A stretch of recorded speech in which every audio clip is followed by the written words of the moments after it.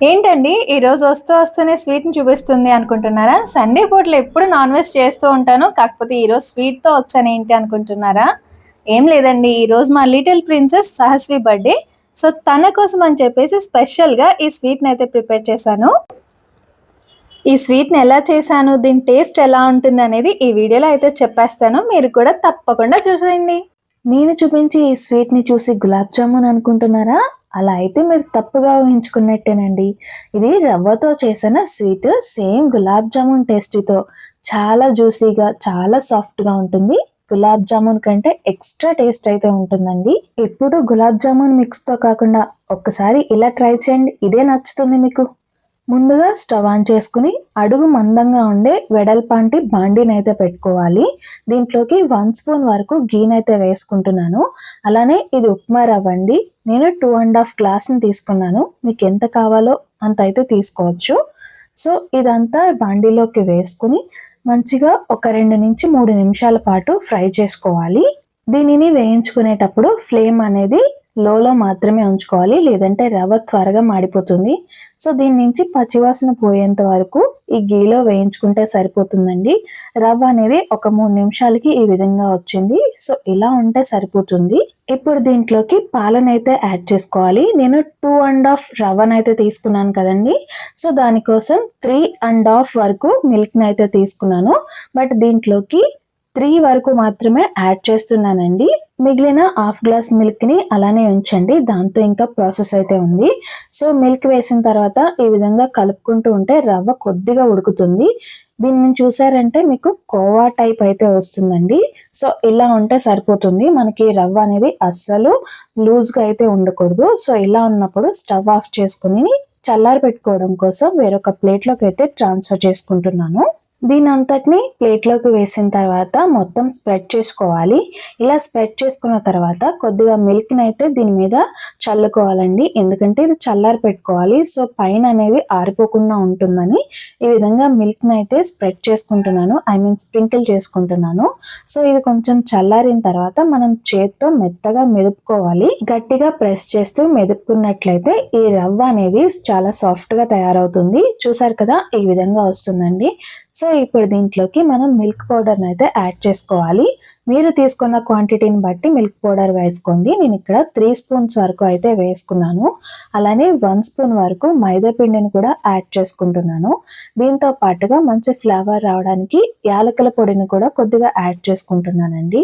అలానే ఇప్పుడు దీంట్లోకి మిగిలి ఉన్న పాలని కొద్దిగా వేసుకుంటూ చపాతీ ముద్ద వచ్చేంత వరకు మిల్క్‌నైతే యాడ్ చేసుకుంటూ కలుపుకుంటూ ఉండాలి. ఇంకొకటండి, నేను దీంట్లో ముందు వంట సోడానైతే యాడ్ చేయడం మర్చిపోయాను. సో, ఇప్పుడు దీంట్లోకైతే వేస్తున్నాను. కొద్దిగా వంట సోడాను కూడా వేసుకొని మొత్తం అంతా కలుపుకున్నట్లయితే ఈ విధంగా సాఫ్ట్‌గా చపాతీ ముద్దలా అయితే అవుతుంది.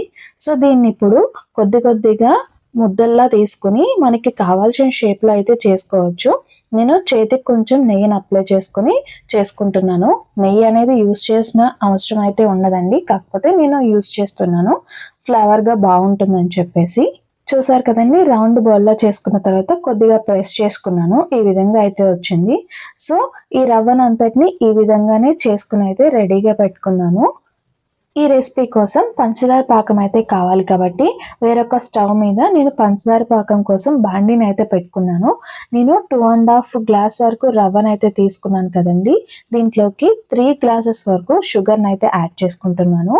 అలానే 3½ గ్లాస్ వరకు లేదా 4 గ్లాసెస్ వరకు వాటర్‌ని అయితే యాడ్ చేసుకోవచ్చు. ఇది గులాబ్ జామున్ పాకంలా వచ్చిన తర్వాత యాలకుల పొడిని యాడ్ చేసుకొని స్టవ్ అయితే ఆఫ్ చేసుకున్నాను. మరొక సైడు మళ్ళీ పాన్ పెట్టుకొని వీటిని ఫ్రై చేసుకోవడం కోసం ఆయిల్‌ని అయితే పెట్టుకుంటున్నానండి.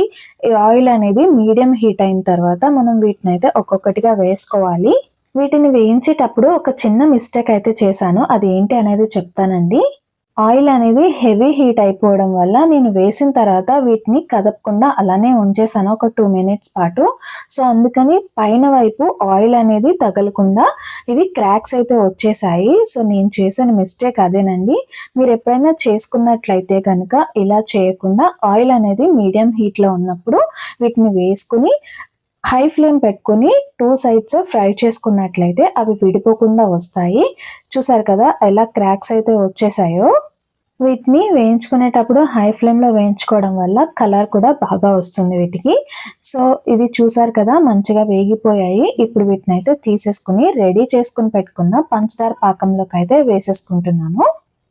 వీటిని షుగర్ సిరప్‌లో ఒక 3 నిమిషాల పాటు అలానే వదిలేస్తే పంచదార పాకం అనేది పీల్చుకుంటుంది. తర్వాత నేను మళ్ళీ వీటిని యాడ్ చేసుకుంటున్నాను ఆయిల్‌లో ఫ్రై చేసుకోవడం కోసం. సో, చూసారు కదా! ఇప్పుడు హై ఫ్లేమ్‌లో ఉంచుకొని వీటిని యాడ్ చేసుకున్నానండి. ఇలా వేసుకున్న వెంటనే మళ్ళీ ఇంకొక సైడ్‌కైతే టర్న్ చేసేసాను. ఇలా చేయడం వల్ల నాకు ఈ జామున్ రెసిపీ అనేది మంచిగా వచ్చింది. చూసారా? ఎక్కడ క్రాక్స్ అనేవి రాలేదు. సో, చిన్న చిన్న టిప్స్ పాటిస్తూ ఉంటే మనం చేసే వంట అనేది చాలా మంచిగా అయితే వస్తుంది. చూడ్డానికి చాలా బాగున్నాయి కదండీ! సో, వీటిని ఫ్రై చేసుకునేటప్పుడు తప్పకుండా హై టు మీడియం ఫ్లేమ్‌లోకి అడ్జస్ట్ చేసుకుంటూ ఫ్రై చేసుకోండి. చాలా కరెక్ట్‌గా అయితే వస్తాయి. ముందు పాకంలో వేసినవి తీసేసానండి. చూసారు కదా! ఇవి క్రాక్స్ వచ్చేసి అంత నీట్‌గా అనిపించట్లేదు. సో, నెక్స్ట్ వేయించుకున్నవి వేసుకోవాలి కాబట్టి వీటిని వేరొక ప్లేట్‌లోకి అయితే వేసేసుకున్నాను. నెక్స్ట్ వేయించినవి కూడా షుగర్ సిరప్‌లో వేసేసుకున్నానండి. ఇదే విధంగా వేయించుకున్న వాటన్నిటిని షుగర్ సిరప్‌లోకి అయితే వేసుకున్నాను. చూడ్డానికి అచ్చంగా గులాబ్ జామున్‌లా ఉన్నాయి కదా! కాకపోతే తింటే టేస్ట్ అనేది చాలా బావుంటుంది. ఆ రవ్వ అనేది అలా తగులుతూ మంచిగా వస్తుందండి.